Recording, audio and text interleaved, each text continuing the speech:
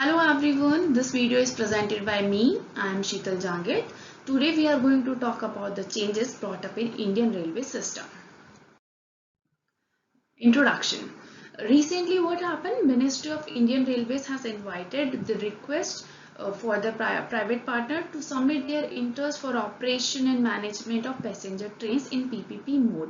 PPP mode क्या होता है पहले हम ये समझते हैं. PPP stands for Public Private Partnership. What happened in this?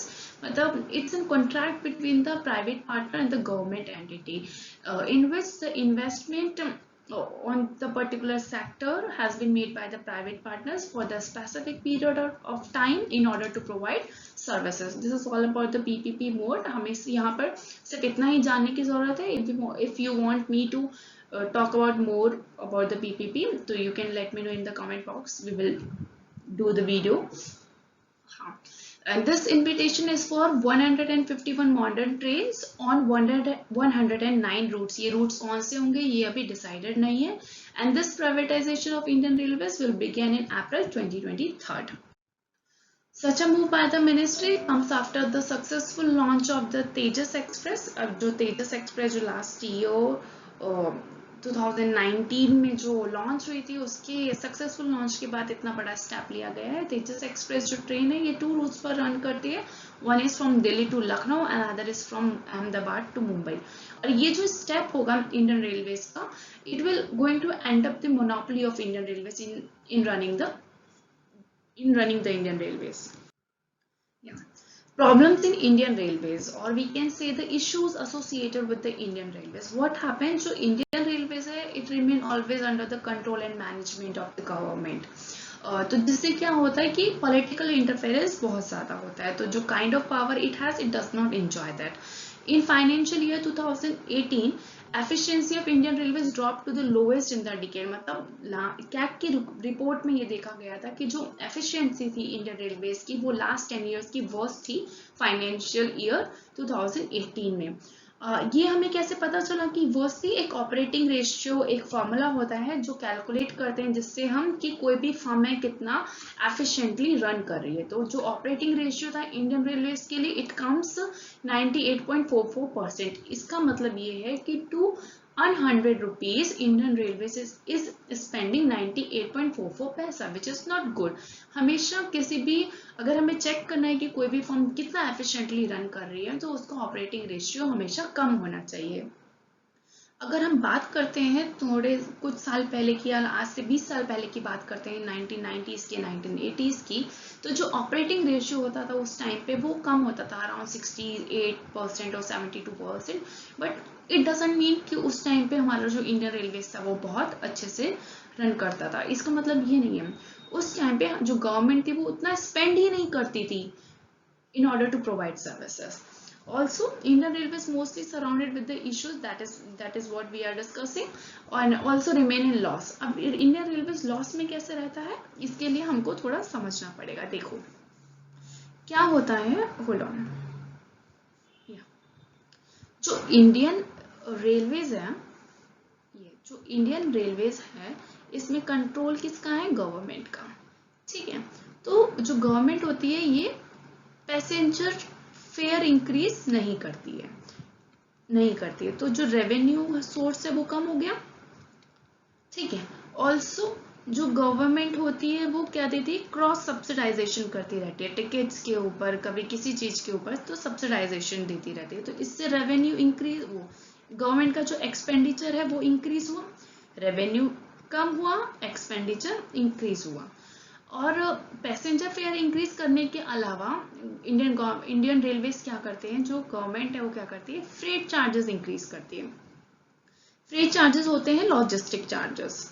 ठीक है. जो ट्रांसपोर्टेशन के लिए जो चार्जेस पे करती है फर्म टू द रेलवेज वो लॉजिस्टिक चार्ज, वो फ्रेट चार्जेस होता है. तो पैसेंजर फेयर तो इंक्रीज ना करने के बजाय जो गवर्नमेंट होती है वो फ्रेट चार्जेस को इंक्रीज किए जाते हैं. तो जिससे कि जो इंडस्ट्रियल प्रोडक्शन है वो हर्ट होती है बहुत ज़्यादा. ठीक है. और ये लोग क्या करते हैं फिर ट्रांसपोर्टेशन के लिए अदर मोड को चूज कर लेते हैं, अदर मोड. तो यहाँ से भी जो रेवेन्यू है वो कम हो गया, रेवेन्यू यहाँ से भी कम हो गया. टिकट का प्राइस नहीं इंक्रीज किया क्योंकि गवर्नमेंट को लगा उनका वोट बैंक इफेक्ट हो जाएगा. ठीक है.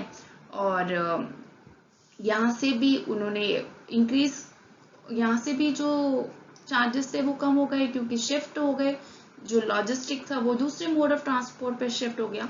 तो जो वेस थे या जो भी सोर्सेस थे रेवेन्यू के वो कम हो गए, एक्सपेंडिचर बढ़ता जाता है क्योंकि गवर्नमेंट को वोट चाहिए, वो क्रॉस सब्सिडाइजेशन करती रहती है, एक्सपेंडिचर भी चल रहा है, तो इससे क्या रहती है, इंडियन रेलवे हमेशा लॉस में रहता है।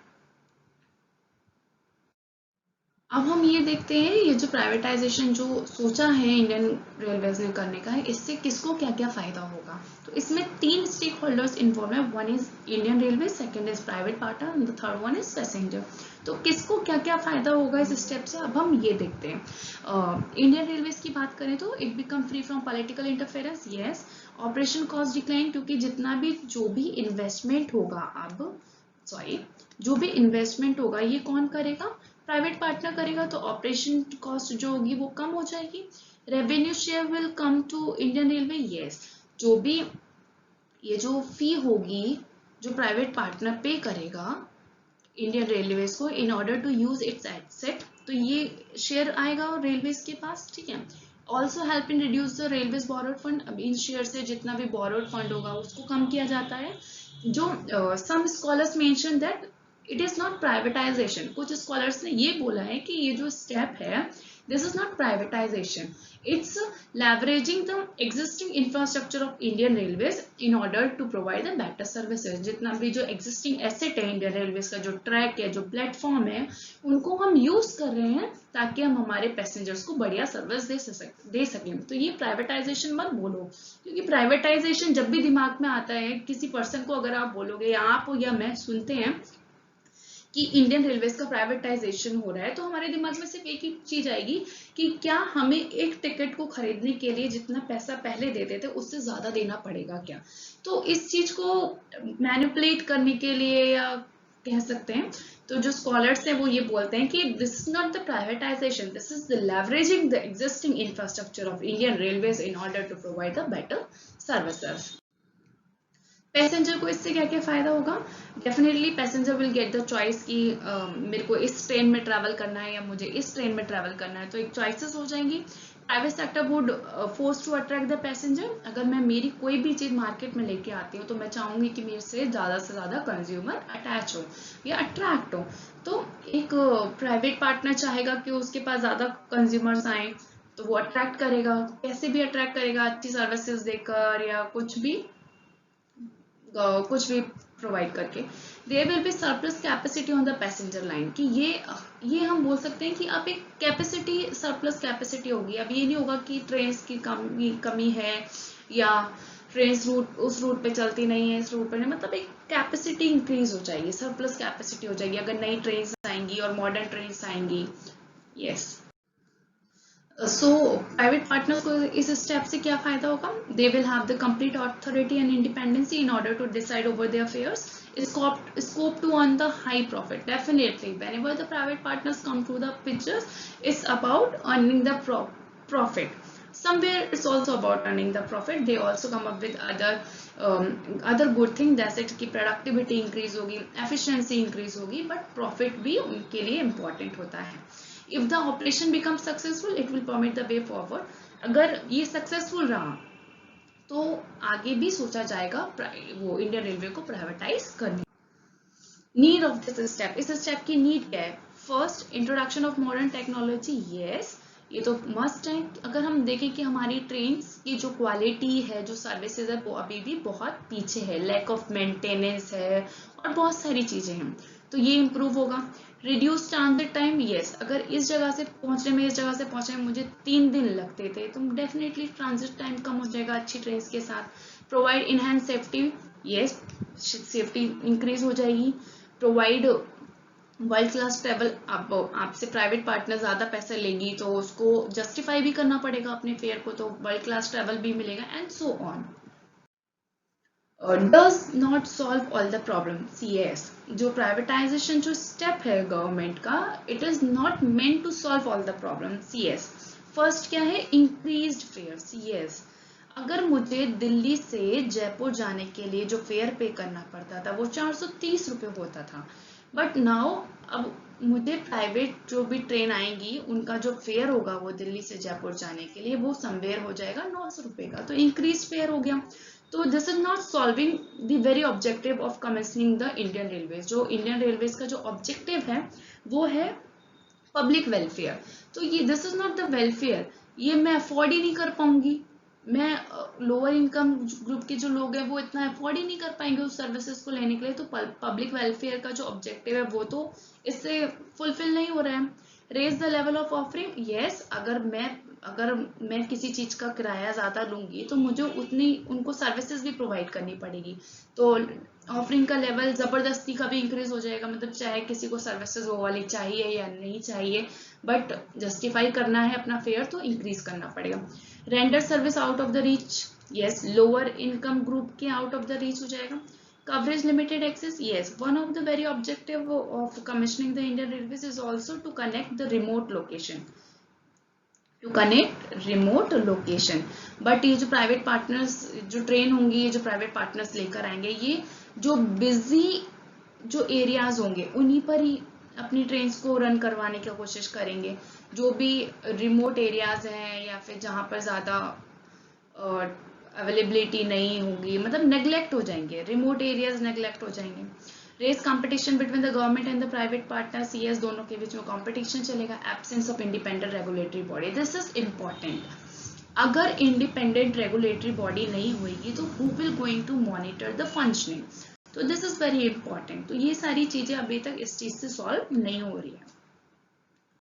Next, way forward, yes, privatization of Indian Railways, though a step in right direction, yes, somewhere it is the step in right direction, but it also required other step to ensure the smooth running of Indian Railways system. Also ये कौन कौन से step होंगे? Recommendation, बहुत, there are so many recommendation has been given by the Vivek Debra committee. It was constituted in September 22nd maybe on 2014। तो इनको बोला गया कि आप एक ब्लूप्रिंट तैयार कीजिए कि हमें कैसे रिफॉर्म करना है इंडियन रेलवेज को। तो इन्होंने बहुत सारे रिकमेंडेशन दिए हैं विवेक देब्रॉय कमेटी ने। उन कमेटीज के स्टेप्स को कंसीडर किया जाए तब जाकर समवेयर ये जो प्राइवेटाइजेशन है ये एक पॉजिटिव वे में जा सकता है। But whenever government announce any plan for privatization, the whole idea is to attract the investment, क्योंकि जो प्राइवेट पार्टनर पिक्चर में आएगा वो इन्वेस्टमेंट लेकर आएगा, और इन्वेस्टमेंट में mean it will bring more money. More money means more revenue, government के लिए more revenue. But on the other hand, private partners also bring efficiency and productivity. As a citizen, we must trust on our government. Yes, हमें trust करना चाहिए definitely। हर plan को implement करवाने से पहले एक स्टडी की जाती है, एनालिसिस किया जाता है, उसके बाद कोई भी प्लान पे गवर्नमेंट अपना डिसीजन लेती है। तो इस स्टेप के पीछे भी एक स्टडी की गई होगी, तब जाकर गवर्नमेंट ने ये डिसीजन लिया है। तो हमें ट्रस्ट करना चाहिए, डेफिनेटली कुछ अच्छा ही इससे निकल के आएगा। Thank you so much. If you like my video, give thumbs up. If you want me to come up with any other topic, just let me know in the comment box. And your suggestions are also most welcome. Thank you.